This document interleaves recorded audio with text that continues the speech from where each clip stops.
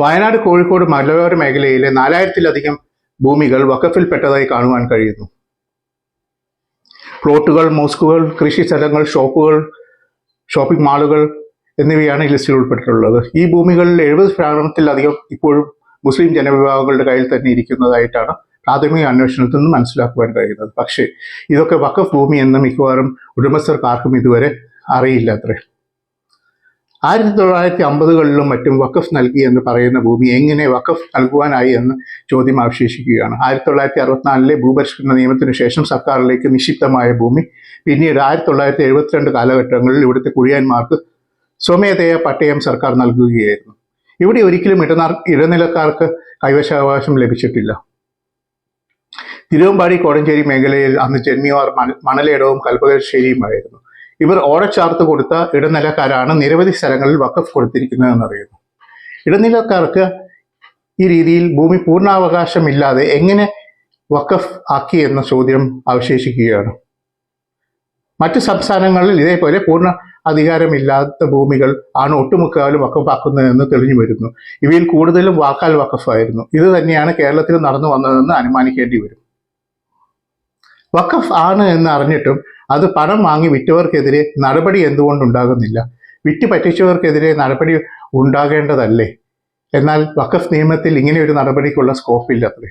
സമുദായത്തിന്റെ പേര് തന്നെയല്ലേ ഇവർ കളങ്കപ്പെടുത്തിയിരിക്കുന്നത്. ഇക്കാര്യത്തിൽ മിക്കവാറും എല്ലാവർക്കും ഒരേ അഭിപ്രായമാണ്. കേന്ദ്ര ന്യൂനപക്ഷകാര്യ മന്ത്രാലയത്തിന് കീഴിലുള്ള വംസി, വഖഫ് മാനേജ്മെന്റ് സിസ്റ്റം ഓഫ് ഇന്ത്യ വെബ്സൈറ്റിൽ, അതായത് സംസ്ഥാന വഖഫ് വകുപ്പ് ബോർഡുകൾ പ്രോപ്പർട്ടീസിന്റെ പൂർണ്ണ വിവരങ്ങൾ നൽകേണ്ടതാണ്. ഇതിൽ പ്രോപ്പർട്ടിയുടെ GPS മാപ്പിംഗും ഉൾപ്പെടും. ഇങ്ങനെ അക്ഷാംശവും രേഖാംശവുമുള്ള അതിർത്തികൾ ഇട്ടാൽ കൃത്യമായിട്ട് അറിയുവാൻ കഴിയും ഈ വസ്തുക്കൾ എവിടെയാണെന്ന്. പക്ഷേ മഹാഭൂരിപക്ഷം വസ്തുക്കൾക്കും GPS മാപ്പിംഗ് നൽകിയിട്ടില്ല എന്ന് കാണുന്നു. വംസി ലിസ്റ്റിംഗിൽ പറയുന്ന വസ്തുക്കൾ എവിടെയാണെന്ന് അല്ലെങ്കിൽ ഏതാണെന്ന് ആർക്കും തന്നെ കൃത്യമായിട്ട് പറയാനുള്ള ഒരു സാഹചര്യമില്ല ഇപ്പോൾ. ഇങ്ങനെയുണ്ടാകുന്ന ആശയക്കുഴപ്പം തന്നെയാണ് കർണാടകയിൽ കഴിഞ്ഞ ദിവസം ഉണ്ടായ ആക്രമണ പരമ്പരയ്ക്ക് പ്രധാന കാരണം.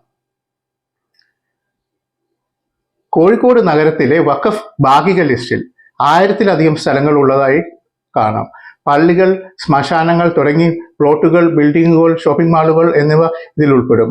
നഗരത്തിലെ കണ്ണായ ഷോപ്പിംഗ് കോംപ്ലക്സുകളും വഖഫാണെന്നാണ് കാണപ്പെടുന്നത്.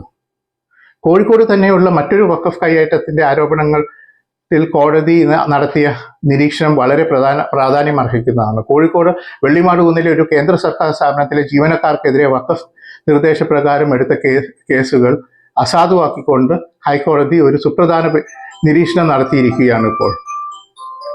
പ്രസ്തുത കെട്ടിടം 2013 മുൻപേ തന്നെ നിലവിലുള്ള കൈവശക്കാരുടെ കയ്യിലാണെന്നും വിധി മുൻകാല പ്രാബല്യത്തോടുകൂടി നടപ്പാക്കുവാൻ സാധിക്കുകയില്ലെന്നും ആണ് കോടതി നിരീക്ഷിച്ചിരിക്കുന്നത്. സുപ്രീം കോടതിയിൽ എത്തിയ മറ്റു സമാന കേസുകളുടെ അടിസ്ഥാനമാക്കിയാണ് ഹൈക്കോടതി നടപടി എടുത്തിരിക്കുന്നതെന്ന് അറിയാൻ കഴിയുന്നു. മുനമ്പം പോലെയുള്ള കേരളത്തിൽ വരുന്ന നിരവധി വിഷയങ്ങളിൽ ഇഴകൾക്ക് ഭാവിയിൽ ഇത് തുണയായേക്കാം.